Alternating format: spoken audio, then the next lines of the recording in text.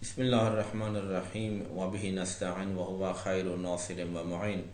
Bu söhbətimizdə biz İslam dininin tibb elminə verdiyi yüksək dəyərlərdən, qiymətlərdən söhbət edərik.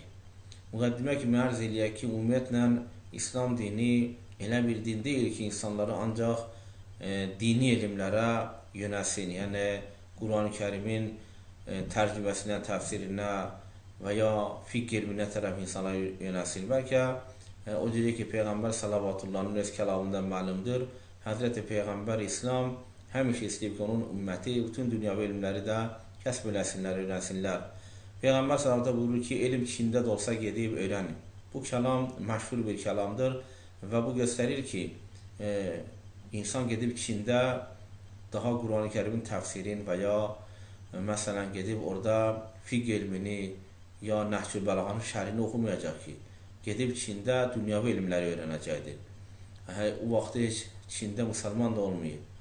Həzrəti Peyğəmbər ki, deyir, elm Çində də olsa gedib öyrənin, yəni hər bir yerdə əgər elm olarsa, insan gərək onu yesin, öyrəsin, kəsb eləsin. Və Həzrəti Peyğəmbər sallallahu buyurur ki, əl-ilmu imamul əməl. Elm əməlin imamıdır. Yəni elm əməldən də üstündür. Əgər bir alim ibadət eləsə, bir abidin ibadətdən üstündür. Çünki alim mərifətlə ibadət eləyir, abid isə mümkündür ki, mərifəti olmaya adi bir sadəli insan kimi ibadət eləyir. Və Həzrəti Peyğəmbər sallavatullahın ümumiyyətlə Quranın, İslam məarifinin, İslam mədəniyyətinin beləncə təbliğatı sayəsində idi ki, çox böyük təbiblər, həkimlər İslam məmləkətində meydana gəldilər və onların yazdığı kitablar ta bugünə qədər bütün dünyada demək olar ki, qabil istifadə edilir. Məsələn, Harun Rəşdin ki, Abbasi xəlifələrindən olub, Harun Rəşdin nəql edirlər ki, bir məxsus həkimi var idi ki, ona müalicə edirdi, özü də Xristiyan məzhəbində olub. Bu Xristiyan məzhəbində olan, Xristiyan dinində olan həkim bir gün Əli ibn Hüseyn ibn Vaqidə deyir ki, aya sizin kitabınızda, yəni Quran-ı Kərimdə tibb elmi ilə bağlı bir ayə varmı? Və ya sizin Peyğəmbəriniz Həzrəti Muhammed sallallahu aleyhi və aleyhi və səlləm tibb elmi ilə bağlı sizlərə bir kəlam buyurubmu? Əli ibn Hüseyn ibn Vaqid qayıdır Harun Rəşdin həkiminə, bu Xristiyana deyir ki, bəli, Quran-ı Kərimdə də ayə var bununla bağlı və Peyğəmbərimiz də tibb elmi ilə bağlı gözəl kəlamlar bəyan edib. Quran-ı Kərimdə olan ayə ibarətdir bundan ki, Allah Teala buyurur ki, kulu vəşəvu və la tusrifun. Yeyin, için və israf eləməyin. Yeyin, için və israf eləməyin. Bu göstərir ki, insan gərək öz orqanizminə çox əziyyət eləməsin. Hər şeyi görəndə mədəsinə tökməsin. Yəni, həddini aşmasın yeməkdə. Çünki çoxlu xəstəliklər çox yeməkdə meydana gəlir. Və həmçinin Peyğəmbər sallallahu buyurmuşdur ki, mədə bütün xəstəliklərin nə idi? Mərkəzidir. Mədə bütün xəstəliklərin evidir. Və Peyğəmbər sallallahu buyurmuşdur ki, hər kəs istəyirsə özünə müalicə eləsin, birinci növbədə gərək pərhizkarlığa çox əhəmiyyət edilsin. Çox pərhiz eləsin. Ən böyük müalicə pərhiz eləməkdir. Əli ibn Hüseyn ibn Vaqid bu kəlamları Harun Rəşdin həkiminə deyəndə, Harun Rəşdin həkimi qadir deyir ki, əgər belədirsə, onda sizin Calinus'a ehtiyacınız yoxdur. Calinus'un kitablarına ehtiyacınız yoxdur. Calinus eramızdan qabaq yaşamış böyük Yunan təbibi olub, həkimi olub ki, dünyada bugün də hələ məşhurdur Calinus. Ərz eləyək ki, Fransalı şərşünas ki 1931-ci ildə vəfat edib, Qostavlobun özünün İslam və Ərəb mədəniyyəti tarixində göstərir ki, İslam alimləri tibb elmi ilə bağlı çoxlu kitablar yazmışlar və müsəlmanlar ilk dəfə Yunan kitabları ki, tibbə dair idi, tibbə dair Yunan kitabları yazılmışdı, ilk dəfə müsəlmanlar 685-ci ildə, yəni miladi tarixi ilə 685-ci ildə o kitabları tərcümə elədilər və məxsusən Calinus'un əsərlərini tərcümə elədilər. Ta ki, bütün demək olar ki, Ərəb dünyası, müsəlman dünyası ondan istifadə eləyə, tibb elminə bunun inkişafına çox təsiri oldu. Və Qostavlov nəql edir ki, müsəlmanların ən məşhur təbiblərindən ki, tibb elmi ilə bağlı kitablar yazıb, Zəkəriyyə Razidir. Ərz eləyək ki, Zəkəriyyə Razi miladi tarixi ilə 932-ci ildə vəfat eləmişdir və Avropa kitablarında onun adı Razesdir. Yəni Razes adı ilə Zəkəriyyə Razi məşhurdur. Demək olar ki, 50 il Bağdadda bu insan tibb elminə dair təhqiqat aparıb, kitablar yazıb və çoxlu elmi əsərlərin müəllifidir. Məxsusən fəlsəfədə, tarixdə və kimya elminə dair də onun kitabları mərufdur. Ən məşhur kitabı Əlacül Ətfal kitabıdır. Zəkəriyyə Razi bu kitabda uşaqların xəstəliyi ilə bağlı çoxlu təhqiqat aparıb və orada öz təhqiqatın nəticəsini bəyan edib, onun əlaclarını bəyan edib. Həmçinin Haviyəl Kəbir adlı kitabı da tibb elmi ilə bağlıdır və Zəkəriyyə Razinin başqa bir kitabı Əl-Mənsur kitabıdır ki, Mənsur adlı Əbbasi xəlifəsinin adı ilə bağlıdır. Və Zəkəriyyə Razinin çoxlu kitabları, tibb elminə dair olan çoxlu kitabları Avropa dillərinə tərcümə edilmişdir. Və 1528-ci ildə də Fransada onun kitabları bir daha nəşr edilmişdir. Və 1745-ci ildə Able, yəni çiçək xəstəliyi ilə bağlı yazdığı elmi əsərini fransız dilinə tərcümə edilib, demək olar ki, istifadəyə verilmişdir. Qostavlov qeyd edir ki, ta 17-ci və 18-ci əsrlərə qədər İbn Sinanın və Zəkəriyyə Razinin yazdığı kitablar Avropada bir əsaslı tibb kitabı sayılırdı.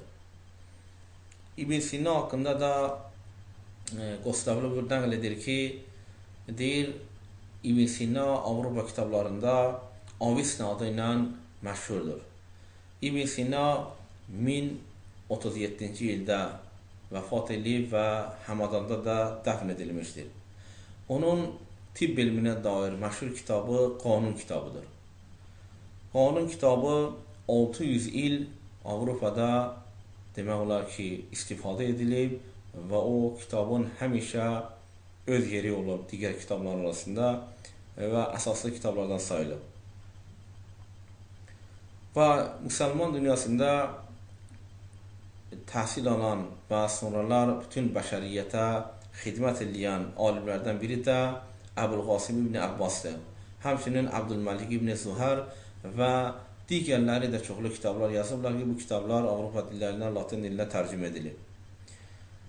Leclerc tibb elminin tarixi adlı kitabında 300 nəfər ərəb, yəni müsəlman təbibi ki, tibb elminə dair kitablar yazıb və bunların hamısının adlarının öz kitabında, yəni tibb elminin tarixi adlı kitabında Leclerc qeyd edir bunların adlarını. Və Monsieur Liberi qeyd edir ki, əgər bu kitablar tərcümə edilməsəydi Avropa dillərinə, bizim elmi inkişafımız neçə əsrlər gecikərdi.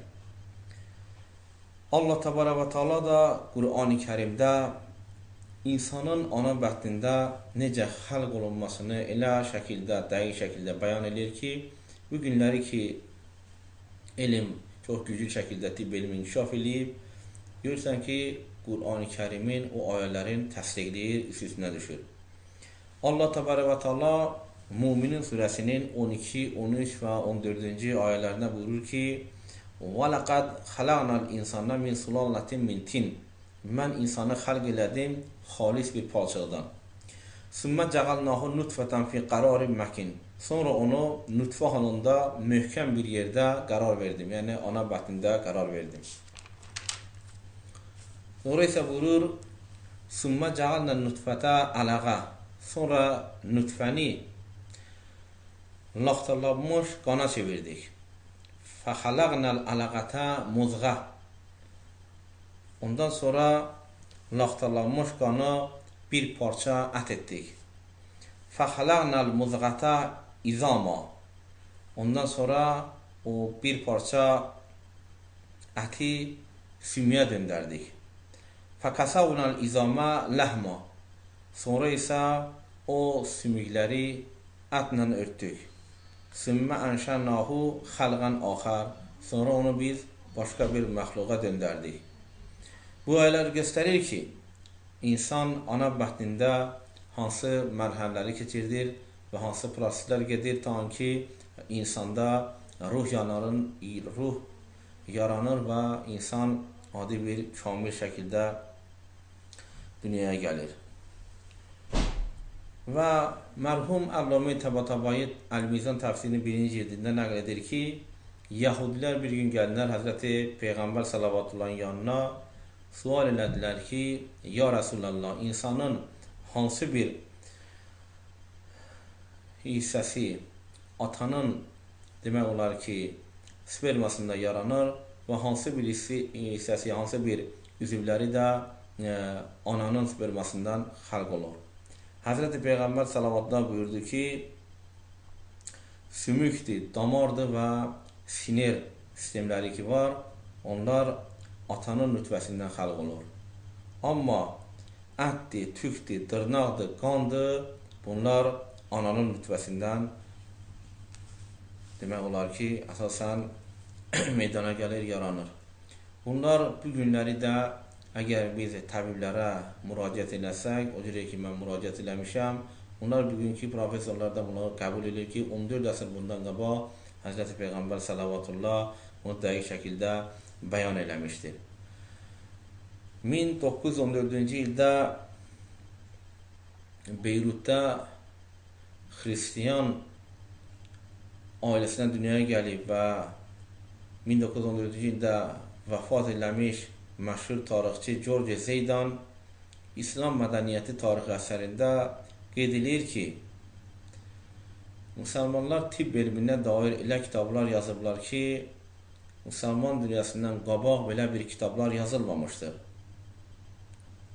Məsələn, Yuhanna İbn Masaviyyə cozam xəstəliyi, yəni dəri xəstəliyi ilə bağlı kitab yazmışdır ki, qədimdə yaşayan eramızdan əvvəl yaşamış həkimlər də, təbiblər də, məsələn, Calvinus da onunla bağlı bir kitab yazmamışdır.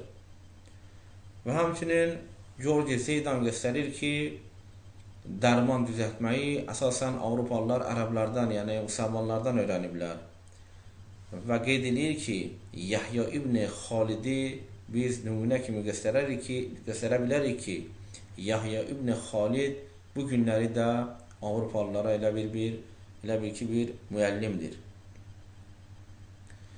İlk dəfə bu elmi, yəni dərman düzəltmək elmini, bu sənəti müsəlmanlar meydana gətirmişdir.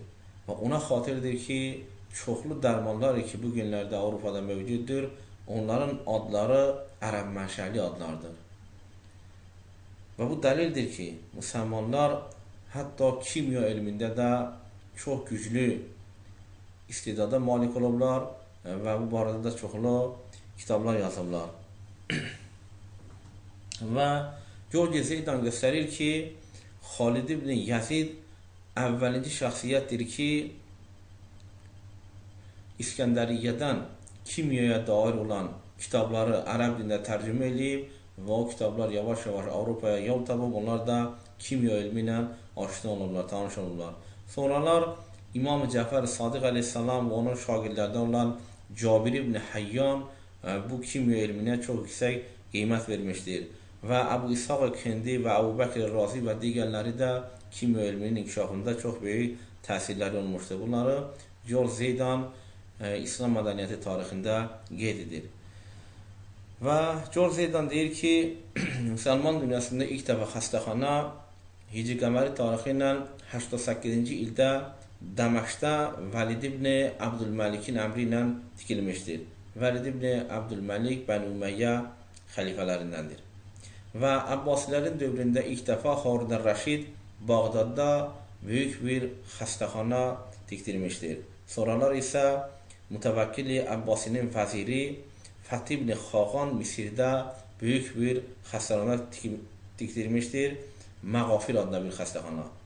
Və həmçinin George Zeydan qeyd edir ki, hələ hicrətin 3-cü əsri başa çatmamışdı ki, Məkkədə, Mədinədə və digər şəhərlərdə çoxlu xəstəxanalar mövcud idi və bəzi padişahların əmri ilə elə bir xəstəxanalar da düzəltmişdilər ki, onu demək olar ki, çoxlu təkərlər üzərində idi və onu atla ya dəvə ilə başqa bir məmləkətə daşıyırdılar.